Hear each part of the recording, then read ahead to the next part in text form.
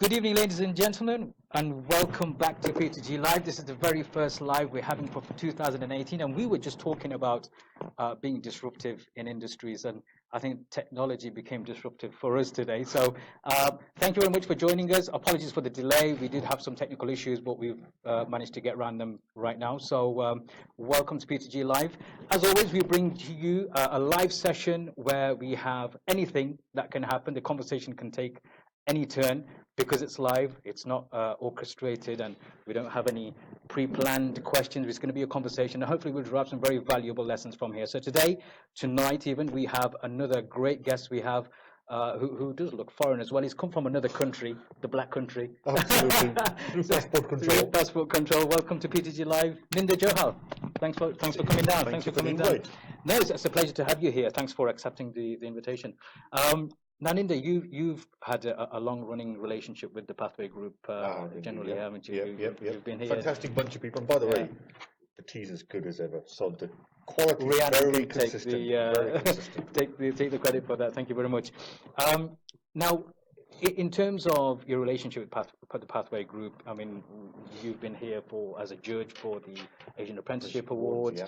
You've delivered keynote speeches. But tonight we're going to do something different. We're not going to be talking about, the keynote delivery that you had before. But we're going to talk a bit more about your personal background in terms of your journey in business, your decision-making skills, and why you made certain decisions and how you made certain decisions.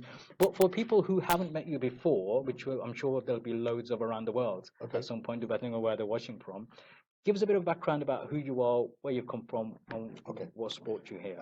So I was born in the UK. Yeah. I followed the usual path, which is I went to do my first degree in finance. Oh, finance, okay. I then had a dream of becoming an accountant. Okay. But 16 interviews later, the accountancy said to me, go and do something else. Okay. So I then did an MBA, Masters in Business, and from there I became a management consultant, the kind of thing you would know. I went around the country troubleshooting. So typically you'd go into a business unit, you'd look at their books, open up their balance sheet, cash flow, and if it was hemorrhaging cash, in other words, if you're spending too much cash, then you'd find ways to reducing the cash, and that normally led, unfortunately, to people being told to leave. So, but whilst I was doing that, I had a passion for music, and I was playing for a band called Nachural. Yeah. And so we got very popular, and so I was typically going to play a nightclub somewhere, so we'd finish about 2 a.m. I'd then jump in the car, get back to the hotel, wherever the client was. It could be Bradford, it could be London, and then with a couple of hours sleep, I'd go back into work. And obviously, after a while, your eyes become a bit red, and so really, it became obvious that something had to go. And of course, when I told my dad that actually I've just quit, you quit to do what? I've set up a record company. You're doing what? So what does that mean, record company? It means I'm going to be releasing music 2 degrees, and anyway, you can imagine with the conversation. So it was difficult for him and for the family because at social gatherings, I would say, when typical question, what does your son do? Because quite frankly, he couldn't explain what it was. So that's how I got into music. I had a love for music, but the fact that I took it then as a career. And I suppose, and to cut a long story short, the reason why I went into music, not only did I enjoy it, but with the genre we were playing all around the world. And really, I had the dream, and I thought one day this music could cross into the charts. So fast forward 10 years later, 2004, we did cross into the charts. We went number 5 in the UK, we went number 7 in the US, Jay-Z featured on that. We went 9 number 1s around the world, and we were the biggest ringtone track in Japan. And of course, India then changed its whole music in Bollywood, became a lot more pungrafied. Yeah. And so it was a great time, and I suppose my endearing memories coming home, switching on BBC. It was 7:30, it was Top of the Pops. And I still remember them saying, straight in at number 5. Yeah. That dream became reality. Wow. So we were the only, and continue to be the only label to have had a number 1 Yeah. Sorry, a global hit. And of course, then we had the track played in Hollywood and Bollywood, adverts. So it's an interesting time. What was the title of that track? Monday at the Vatican. So a lot of people will probably remember that, even from my generation, and those even now it's still being played on adverts. On adverts, yeah. So it's you've been seen played. the Brocco ad with the lizard. Yeah. So it's got a lot. Yeah, fantastic, excellent. Now, when you made that transition from your professional career into music, not to say that's not professional, but obviously it's a different profession. Yeah. I picked up on the fact that you know your parents at the time were probably not as supportive or forthcoming, or maybe didn't understand. To be honest with you, you can understand the logic behind that. It makes total sense. You know, you're going from a steady salaried job, a job that was quite well esteemed, and I had a couple of degrees to back it up, to then go into, as we call it, an entrepreneurial journey. Yeah. But it was, an entertainment, culturally, entertainment is seen as very flimsy and very fickle and very high risk. So I think it was quite understandable, the reaction that I got. So I think even now when I sit back, I think, crikey, did I do that? Imagine your son saying the same things to you, coming from a different career. Yeah. But how did you decide that was going to be the route that you take? Now, here's the question I have: was it driven by anything in particular? What were the motives? Was it financial prosperity? No. Was it fame? Was it fortune? What was the driver behind that decision? The driver behind it was twofold. One was that dream of crossing the music. That was what pushed it. Remember the 10 years were quite tough getting there. And I suppose because I was in music, which was enjoyable, versus the very black and white management consultancy, the one was decidedly enjoyable, traveling around the world and playing, and one I suppose clearly wasn't. And because I had that option, in other words, I had an option to jump out of the drudgery of an everyday balance sheet and profit and loss card and do something quite exciting, I suppose that was the pull. So it was the passion and the pull, and I enjoyed the music, and we enjoyed what went with it. See, whenever we think of change or change management, we do all sorts of risk calculations and all that kind of stuff. Did you do anything similar? You didn't. You just that was impulse. Boom, just went for it. And I think I would say to someone now, we only live once. Yeah. And a lot of people, when that impulse comes, a lot of people dismiss it or postpone it. Sometimes that postponement is permanent. They never do it. And then, when they hit 60, 65, they go back and say, that was the pivotal time. And I took that journey instead. And I'm now where I am now. It's too late. I can now truly say, of course I didn't know at the time that would have a top global mainstream hit. But I can truly say, I've enjoyed it. Brilliant. And I can say it's fun. And that's the most important thing, right? It's fun. And it's something, that I pass on to my kids, and it's and I suppose I'm proud of the contribution, however small it was, to the development of the Bangla industry. And also you prove to the world that as Asians we're not just good at business, dentistry, medicine, pharmacy, but actually we can also excel in creativity and the creative industries. So it's the whole package. Yeah, excellent. How much of your commercial background would you say was contributory towards your success in music? Okay, interesting point. Now, I would say, certainly when I was with the band at Jarnock, and we still perform all around the world. So my role in the Jarnock was primarily, and this is where teamwork and leadership comes in. My job in the Jarnock was to play the tabla, but I was in the background. So I was really sorting the management and leadership out. So everybody in the band were in their teens, 16, 17, 18, 19. I was in my mid-20s. So old, but young in today's age. Old. So You're still young. Yeah, thank you very much. So I took control of 6 teenagers, 7 teenagers, and we then started to travel the world with 6 or 7 teenagers. Yeah. And then keeping them and understanding how each one ticked differently. So a bass player is different from a drummer is different from a keyboard player. Understanding what each individual ticks, because they're on stage to make sure they all work as a unit. Because what you can't have is people going off and doing their own thing on stage. You bring discipline in, but within discipline, and this is where the creativity comes in, you allow some space for creativity. So if you're running a business, think about a business. So business, you've got to make the whole unit work, but within those little bits of the business, you've got to allow creativity. If that creativity comes through and you add those little bits on, then the whole thing works well. And like project management as well. So it's understanding talent management. What I didn't know was that I was managing talent. Okay. What I did know was that I was leading a group of individuals, but making the whole thing work together, particularly on stage. And what I did know was that I was facilitating an environment where creativity is allowed to flourish.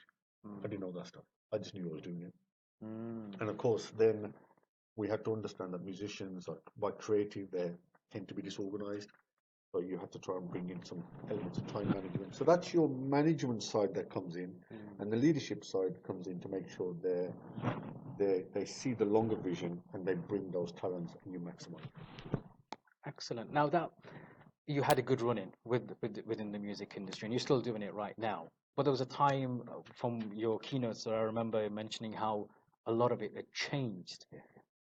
Tell us a bit more about that. Okay, so I've just brought a couple of little things. So here's the first I album. love these props. But, you know, So here's the first album. Yeah. It's on Nachural. I don't know if you can see that. Anybody remember these cassette players? So dodgy looking guy in the corner, that's me. Yeah. Let me see if I can put that into the camera. I don't know how much of that you're going to be able to see, but that'll be enough. So there you go. So obviously, here we go. Leave it down. Oh, upwards. Okay. That way. Yeah, maybe on the inside. That's why it's clipped on. Cool. Right. So do you remember these things? You know what? I have recently purchased a cassette player which plugs into your PC, and then you can listen to. Because I've still got cassettes. Wow. I've still got cassettes, and I can't remember what's on them, and I was very curious to know what's on them. So I bought the cassette player, which plugs into your PC, and then you can record off that into an MP3 format. But wow, that's taken some time. I remember when we first used to sell them. So when I used to walk into a shop and say, "Here's the new album," yeah, they'd do this. They'd look up and they'd try and see how much the film was there. yeah. The more the film, the better they thought the album was. Yeah. So they didn't listen to it. They thought, "Oh, okay." You got enough tracks on there, so yeah. You know that's how we used to sell albums, and then of course this came along. Yeah, the whole thing changed, and not only that, but I mean in terms of music production. So we used to save all our music on these. Do you remember these things? 3.5-inch floppies. Floppies, Yeah. all the I still music got some of them as well. So when we used to go on stage, all the samples were saved on these things. But now it's all. So of course, then as a music industry, we had to understand the role of these things. And of course, what that meant was that, so in the previous days, so if you were buying this, for an example, you had to buy the whole album. Yeah. And if you only like track one, that's your problem if you don't like the others.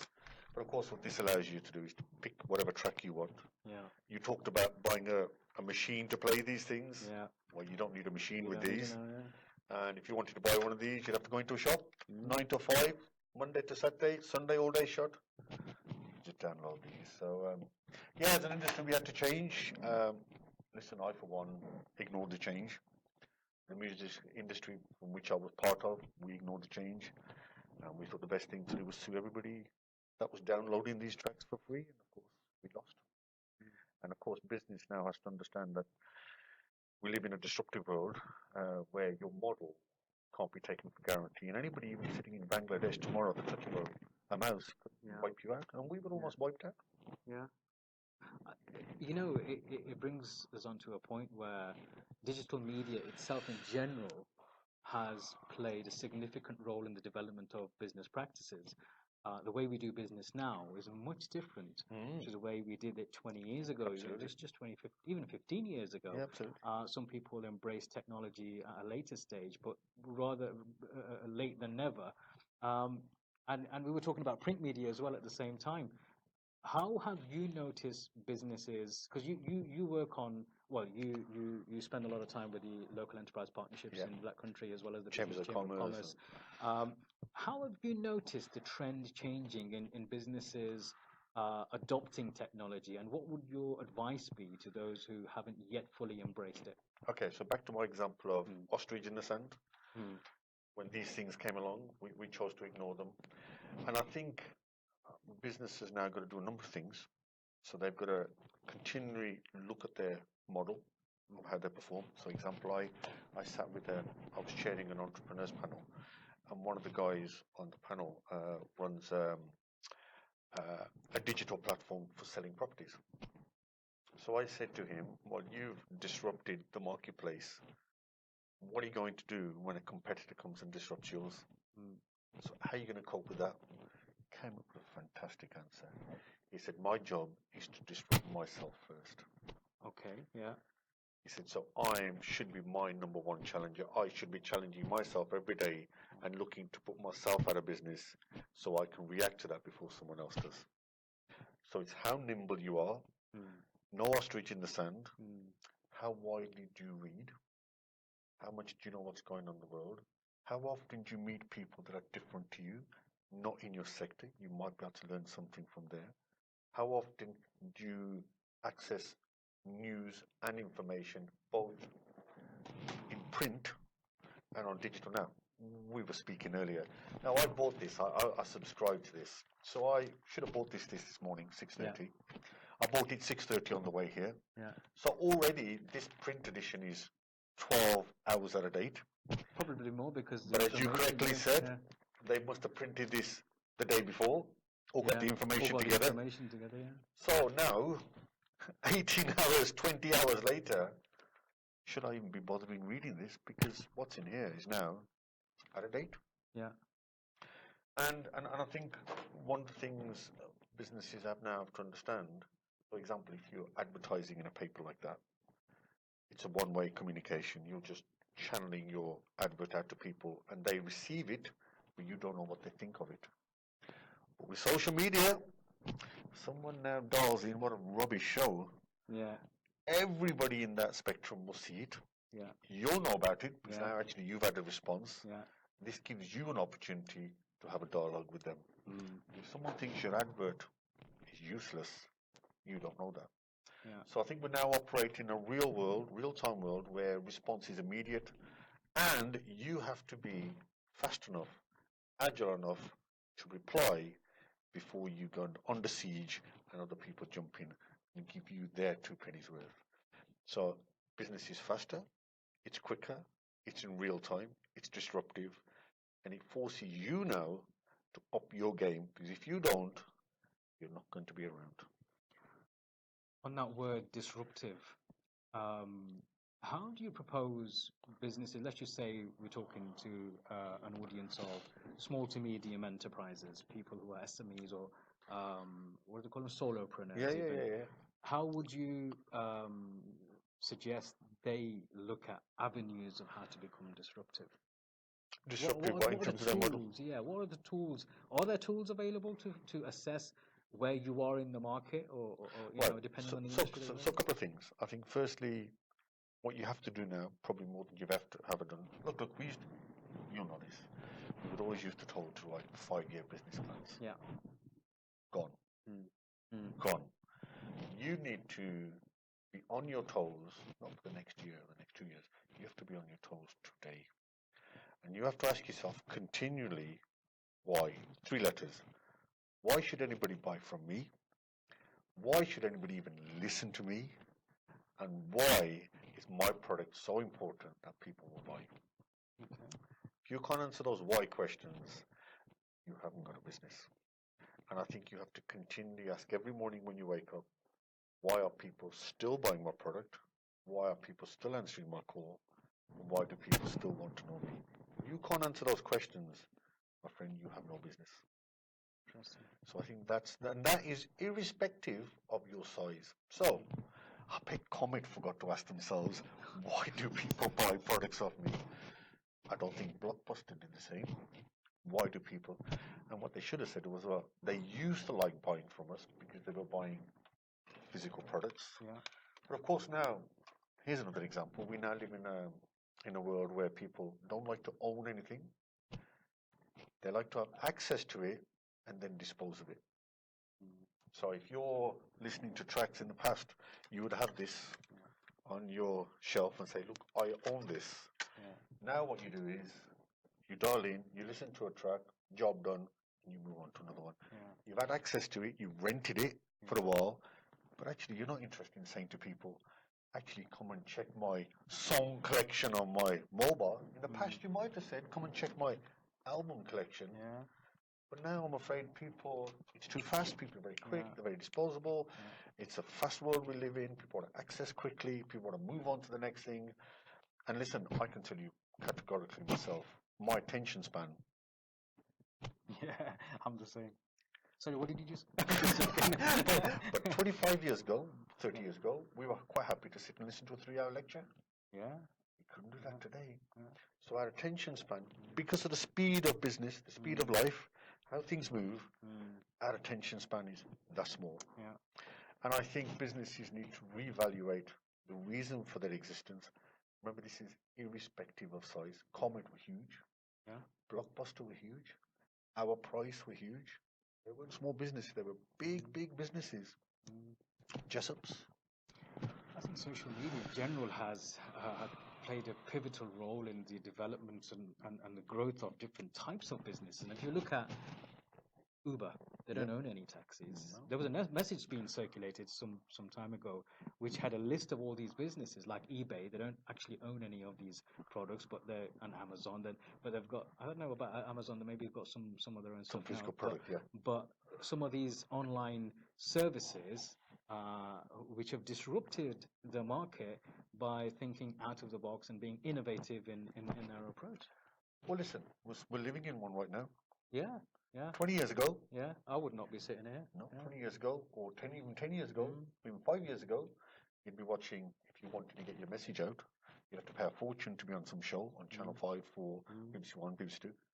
We're streaming this live free. Yeah.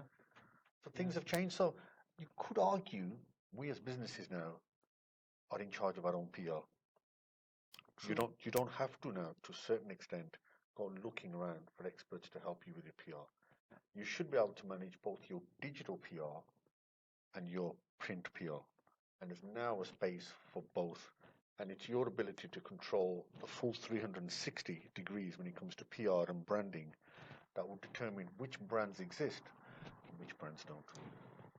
I guess as long as you have some kind of a strategy with that, but the tools are available. The tools are all there for everybody to use, and we've seen many instances where the underdog has taken on the big corporates on certain services or even knowledge, and they've become very popular because of the tools that they utilize, like YouTube and the number of stars that have been born out of YouTube. Yeah, but it's not only that, it's speed of thought, Speed of thought, agility, moving quick, anticipating change. Anticipate's a big word. Anticipate change, stay in front of the market, be the first mover. You do all these things. Now, those characteristics are typically those that you would see with a small firm, not the larger ones. The smaller firms are the ones that are agile. So what are the bigger firms doing? They're waiting for the small firms to go in and they gobble them up. Okay. Because the bigger firms realize they're never going to be as agile as the small, innovative, fresh firms. And so what you're now getting in Britain particularly is these small firms are being bought up by the bigger firms who haven't got the time, the commitment, or the agility to take the risk. Excellent. Some fantastic points there. I just wanted to make note of this. If anyone has any questions during this discussion, do put them into the comment section. We'll have Brad writing them up and we can ask you questions live from Ninder himself. He does, you know what, I was thinking about this whilst you were talking about it, about the change and about generally embracing change and getting instant information, instant gratification, right. and everything's at our fingertips, right? We talked about the Financial Times you picked up today, whereas the information you read that now is probably about 24 hours old, right? So old hat, wasting my time reading it now. Yeah, so, you know, there's probably more up-to-date information available. When it comes to some of our, let's just say, the youth and the younger generation, I think Simon Sinek, I think his name is, a really popular guy. He mentioned something about the millennials expecting a lot within a short period of time, and when they don't get it, and then they turn to all sorts of things.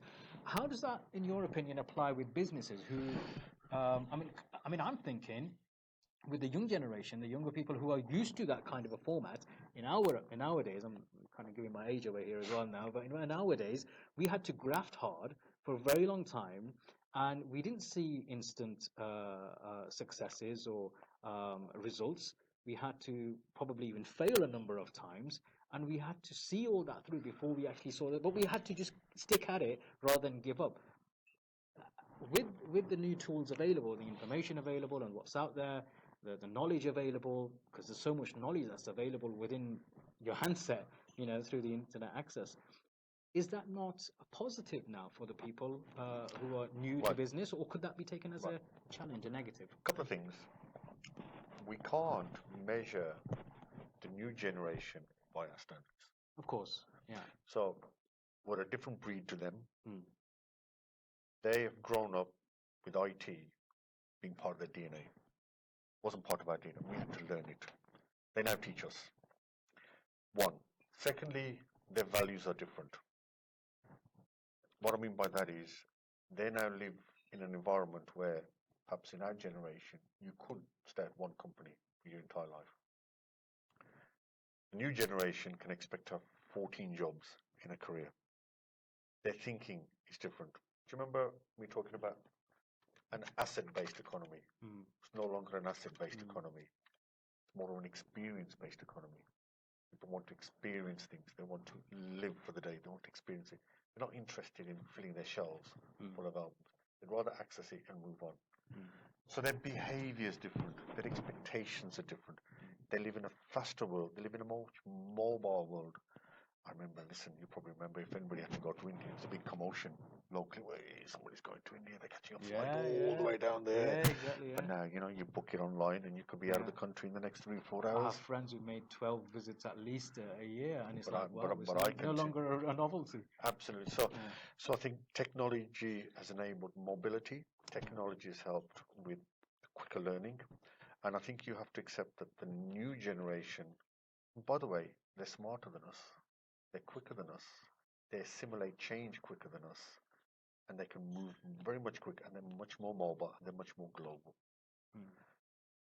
You can't apply our model and just plant it on here.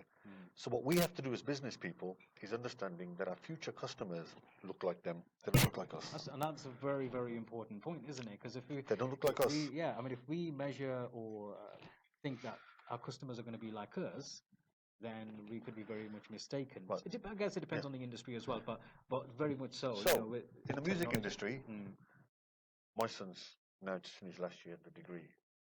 He's going to have to go and find the music, not me, because I'm now too divorced from what's going on in the dance clubs. He would be able to simulate. So you now have to bring into your business people who look like your consumers today.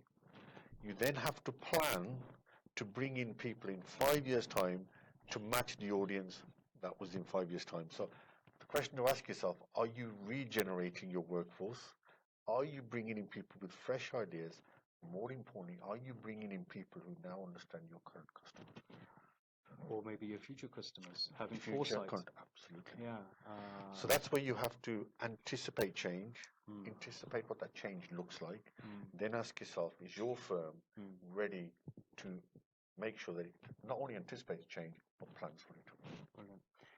You mentioned the LEP earlier on and the Black Country Chamber of Commerce. Tell us a bit more about your roles in that. Well, the Chamber of Commerce, I was president there for a couple of years, and I got a funny story to tell you. Okay. People might not take it the right way, but I'll tell you a story. So we'll laugh with you anyway. So anyway, I was selling a lot of albums all around the world, internationally, to everybody, and then of course we had the big hit, and then I thought, well, the likelihood of having another big hit pretty remote. So I'll get into what else can I do while I'm still doing the music. So obviously as a musician, I understood lighting, sound, production, the whole event. I had to bring it all together. So I said, well, okay, so I need to look for some customers. And then I realized, actually, despite being born in this country, I didn't know any white people, apart from the taxman and the VAT man. So I thought, well, where can I go and find some white people? I'll tell you what, let's go to the Chambers of Commerce. I found a lot of white people. So, but I'm only joking. But that was the perception, and that's when so I ended up doing a reasonably good job at the Chambers of Commerce as a member, and then I became president. And from there, they asked me to join the LEP board. So on the LEP board, and now I sit on the West Midlands Growth Company, and I also go on the West Midlands Combined Authority. So I get a good idea of what's happening around the region. But I tell you what the other thing was. what I've found from sitting on these various boards, and I'd say this to anybody, is I learned a lot about things that had nothing to do with me. Interesting. If that makes sense. So in other words, so when I would walk into any of those board meetings, for the first time, when I first got, I would leave my business turban or my business outside. Yeah. I would then walk in, and my agenda was around the region and nothing to do about my business. Now, what did that tell me? That taught me about other people's sectors as they spoke. Okay. So you get an idea of what other sectors are doing. Yeah. You meet a lot of fantastic people. You meet a lot of gifted people from whom you learn. And interestingly, it gives you an opportunity also to put something back in. So I would say to someone, if you're interested in broadening your mind, remember anticipating change? Yeah. You can only anticipate change if you talk to people who are not in your industry, because you as an industry will have what we call groupthink. You'll all think the same way. So my advice to anybody is go and do things that have nothing to do with your job at all. Brilliant. Go outside, because when you're outside of your industry, you'll hear what fantastic work other people do from which you can learn and bring back into your own marketplace. I guess similar to the ethos we have here at the Pathway2Grow with the networking element of it. Yep. You walk outside your business, you leave your business at home or wherever it is, and you walk into a room where there are so many other businesses, and you get to know more about them and learn. What's the strapline? Network, learn, and grow. So that's and I would say actively seek people better than you. Yeah. Actively go looking for them. Yeah. Because they will then pick you up. So generally, most people I meet are brilliant people that I'm learning from every day. I'm learning from you. Thank you very much. So there you go. So I think it's I think that's a key piece of advice. Now, people say to me, I haven't got time for this networking lark. I just don't have. I said, why don't you have time? And they said, oh, I've got a family commitment. I've got this commitment. I said, you've just made a decision. I said, what's that? I said, you've decided not to network. Yes.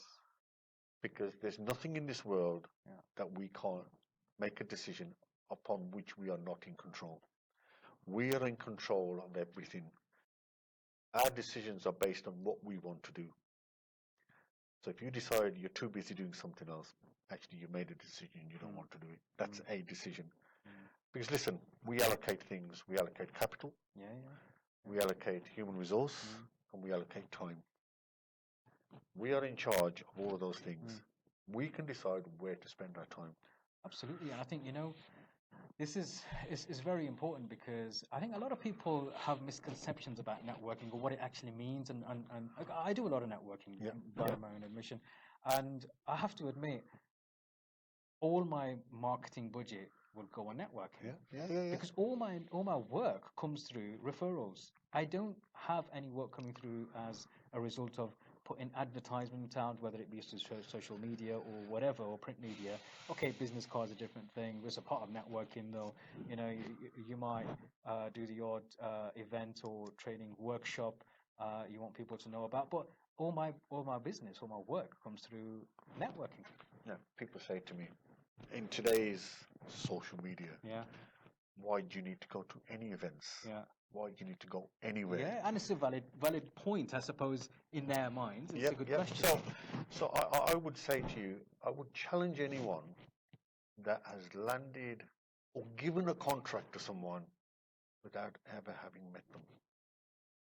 So what's the likelihood that a stranger approaches you on LinkedIn, offers you a product, and you buy it, particularly if it's expensive, without ever having met them? Those that are valuable anyway, So I think small tangible things like baked beans is fine. Baked beans or stationery is something different. But how many are you going to do? So ultimately, I think at the right level of business, you have to meet people. So I do the Signature Awards, I do the Natural Summer Board, and the Nachural Entrepreneurship Awards in Leicester. Now, I get 550 people at each event. If social media was that great, then why bother? I think in today's marketplace, there's a number of channels, of which networking is one, social media is another, PR is another. All those channels become a whole, and you just need to decide from allocation resources and finance where you want to spend your money. within the networking field and what you do with the LEP, which is the local enterprise partnerships, and the chamber, and all the work that you do on a social level and in personal interaction, I can't help but think that's all a part of also, which is valuable, personal branding. Okay, now let me tell you something. I didn't think that at the time. Yeah. I was driven by wanting to do something and connect with different people. What I didn't realize is that when I started to post about some of the great things this region has, because I sit on the boards of the LEP, the Chamber, and the West Midlands Growth Company, what I didn't realize is that as I was posting about other things, and it was not about my business, but other things, that immediately starts to attract people. Because they realize you don't spend all your time selling. Yeah. So what then starts to happen is people start to follow you because you're telling them stuff that might affect them, not me, might affect them. So if I say, oh, did you know the M6 toll, Junction 10, is going to have this a lot of money thrown at it to make sure that people can get in and out of the Black Country, everybody's interested. I haven't sold them anything. I've merely told them. So if you start to feed out and give out information that benefits other people, they immediately start to follow you. You then become an influencer. Then what happens? I didn't know this, but this is what happens. Then they ring you out of the blue and say, can I have a chat with you? Yeah. And before you know it, you're selling products, because it's not a question of who I know. It's now become who knows you. Who knows you? Yeah. So that's the path. So I would say to people, go and give something back. Park your business outside. Go and learn. Surround yourself with better people. Do something for somebody else. Impart some knowledge that you've gained by sitting in a place that most people can't sit. Impart that knowledge. You'll get a lot of people following you, and then the sale becomes much easier because you've not gone out looking for it. It's already won. People already know you. There's known, like, and trust. I get calls, and I've run out of how many calls I get on a day, where people say, can you tell us how we can grow our own personal brand? Oh, can you tell us how we can get into the media? Yeah. How can I get newspapers, articles, and interviews, and how can I do all that? Yeah. So I say to them, it's back to my why question. I say to them, why do you think they should come to you? Yeah. And if you can't answer that question, when there's other people equally as qualified as you, and why should they come to you, and why do you think there'll be people queuing up to talk to you? Why and what makes you so special? And then they struggle to answer that question. So and then they say, well, where do we go next? I said, well, make yourself valuable, make yourself important, make sure that what you have to say is sensible. Now, people say to me, I've hit a glass ceiling. I can't get anywhere. I'm stuck. Some people say to me, it's the way I look. It's the way I look, I think, puts people off. So I say to people, if you look so radically different from someone else, they say, yes, I do, yes, I do. I said, wonderful. They said, why is that? I said, they'll never forget you. Yeah, exactly. And if you've got an ounce of common sense, hopefully you'll say something sensible. Yeah. And if you say something sensible, they'll remember you, and take my word for it, they'll ring you. You know, I was having a similar discussion with somebody relating to sales, and they were telling me how they've done the market research, and they've looked at what the competitors are doing. They've come to a competitor analysis, and they'll find out what the products are, and then how they can do something similar because they're successful. If they're duplicated, why change what they're doing? The reality is, most people who go into self-employment, they all have their own personal reasons before they do that. Not everybody goes into self-employment for the same reasons. They all have different objectives. But it's fascinating how when we see other people, let me say, as from my own example, if I'm a risk management consultant and I see look at another risk management consultant who may be successful, suddenly I'm wanting to be like them just because I perceive them or somebody else perceives them to be successful. But hang on, how do you define success? It's a very personal journey, in my opinion, and we get diverted. Our attention gets diverted. So if I see somebody else doing something else, I'm thinking maybe I should be doing the same. But hang on, will by doing that get me to my own personal goal or further from it? And often it's further from it. We get diverted on the journey. We should stick to what we do best. Yeah. We should be who we are. Mm. We're all born with no limitations. Mm. We're all born to achieve. Only we place limitations upon ourselves. Yeah. So I would say to someone, be yourself. Don't try to copy someone else. Don't try to imitate someone else. Mm. Don't try to be someone else. Be yourself, because ultimately people are going to buy you. What's the point of being you if all you want to do is be like someone else? So I think that's, I would say that now. Some people say competitor analysis. How important is that? Yeah, you need to know where you are in the spectrum of the competitive environment you live in, and the competitive environment will continue. But I think I would say to people, play to your strengths. If you're good at something, that's what makes you good. And if you're good at something, people will start to follow you, whichever channel you want, and they'll seek you out. If you concentrate all your time trying to eradicate your weaknesses, then you'll never realize how good your strengths are. So I stick to your strengths. Yeah. And when a chance comes, obviously bring in resource to get rid of the weaknesses. Those strengths often overshadow your weaknesses, don't they? Somebody said to me, well, actually, it was Roy Richardson who built the Maryhill Centre. And he said, in business, if you have more successes than failures, you're not a winner. Yeah. So don't be afraid to fail. Yeah. And sometimes it can be just a numbers game, can't it? You never know until you try, like this. You've got to give it a bash, and you know, things can go wrong. Yeah. I've been there. As Well, you know. we had hiccups at the beginning today, didn't we? This evening. So things go wrong, but that shouldn't stop you trying. No, we work our way around it. So what we could have done was after 15 minutes, we could have abandoned it and said, let's just go home. Yeah. But no, you just keep at it, and that's the entrepreneurial journey you're on. Exactly. So you're gonna hit things all the time. Exactly. I mean, people must ask you at the same time with your work with the lab and the chamber, why would you want to spend? I mean, and you mentioned about the personal branding and finding new people to interact with and learn from different people. But why would somebody spend so much time? Is probably another question people have asked you without getting paid for it. Okay, let me explain then. Okay, there's a simple reason. As I was growing up, I must have been about 9 or 10, perhaps younger. My father worked in the steel foundries. Okay. And health and safety wasn't great then. Yeah. And he was involved in an accident. Yeah. Which blinded him. So they whizzed him into the hospital. Wow. And they spent the next 7 years trying to correct his eyesight. Wow. So I saw the NHS at close, real close up. So I remember, I think 15 operations. I was in and out and seeing it, and I thought, wow, if it wasn't for the NHS, well, I just called it the hospital. If it wasn't for this hospital, I don't know where my dad would be. So I've never forgotten that. And as I grew older, then I suddenly remembered that actually I was the function of a free educational society. I was free education. I went to university, shows my age. I even got paid to go to university. We had a grant. Wow. Yeah. So my university education was paid for. My children have gone to an education system they haven't had to pay for. So when you get to a point in life, you think, well, hold on. I've been taking.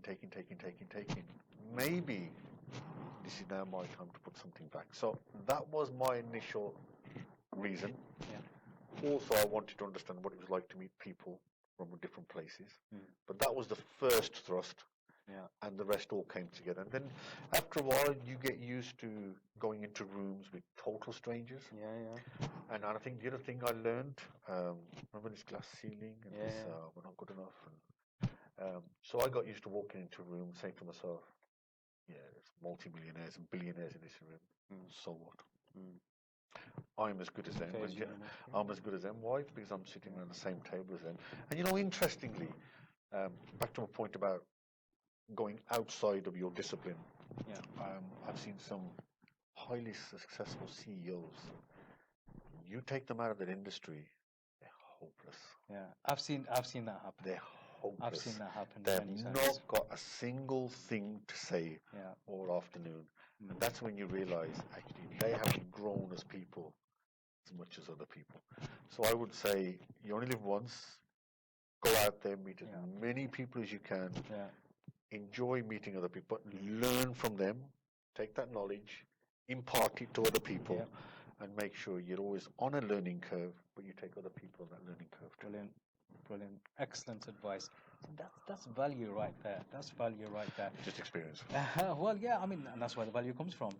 I think we're going to be very close to coming to close time, but I just wanted to touch on some of the new initiatives that you've been delving in the last few years. Okay. You've got the Nachural Awards and the Signature Awards. Tell us about them. Okay, now that came from there was a bit of a demand where people wanted to meet up, exchange information, learn.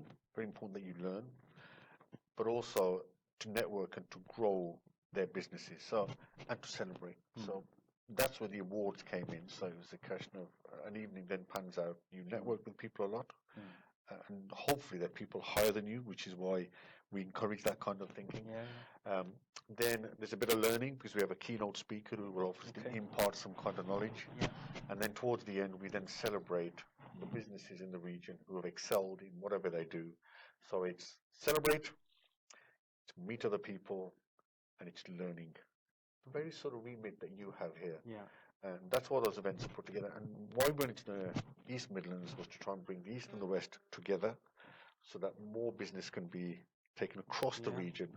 And the plan then is to go to London. So then you have a corridor that enables you to enlarge your business base. In other words, make the cake bigger so that you all get a share of that much bigger cake.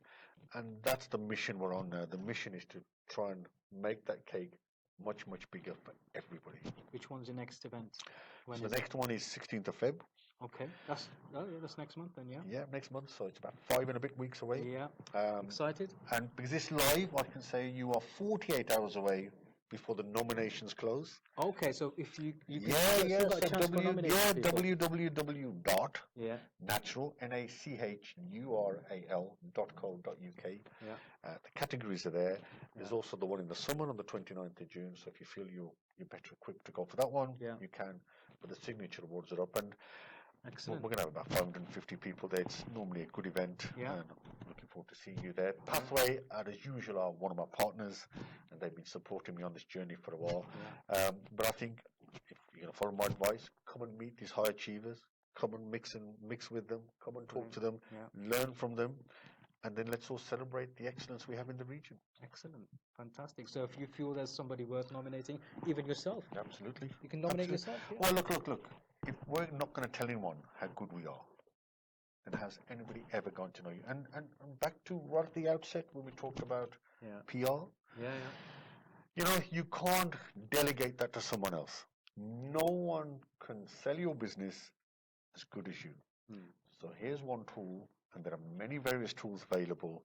Use them, utilize them, because I tell you what, people who are less gifted than you, who shout more than you, they will get the business, while you're sitting here being awfully polite and very British.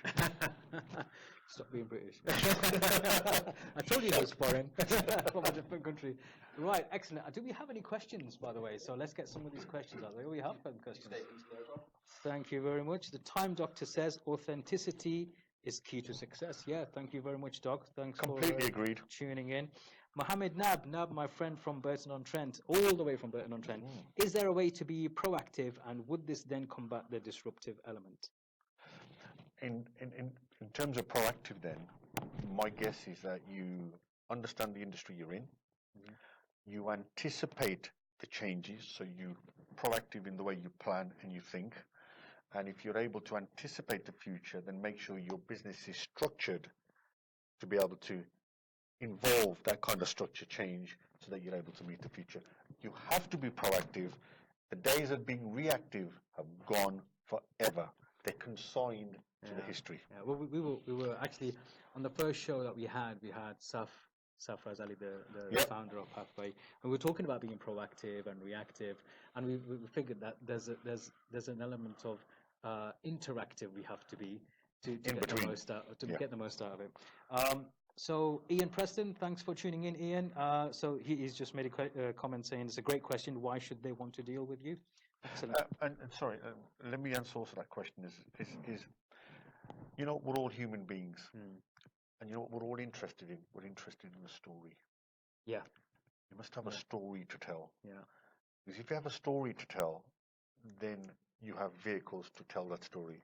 Then I'll tell you, people have been knocking your door down to hear your story. And you know something? People say to me, I haven't got a story. Everybody has a story. And then it's your ability to tell that story. And if you tell that story, I can tell you, everybody will want to know you. So just make sure you're able to articulate that story. Now, that is linked to why people should buy from you. So I think it's a great question. The reason people want to know you is, have you got a story? So when people say, oh, we'll go and hire all these PR companies, the first thing they'll say to you is, so what? Yes, exactly. Time Doctor again, so that's Mike Gardner. Far too many people make the decision to do or not to do without giving it any conscious thoughts. And Ninder is a top bloke. I don't know which of those two bits is right, but there we go. Well, that's followed up by Edwin Ladd's comment. We can always expect this from Edwin. Edwin's asking, where's your time? Where's your time? I'll tell you why he said that. Edwin, thanks very much.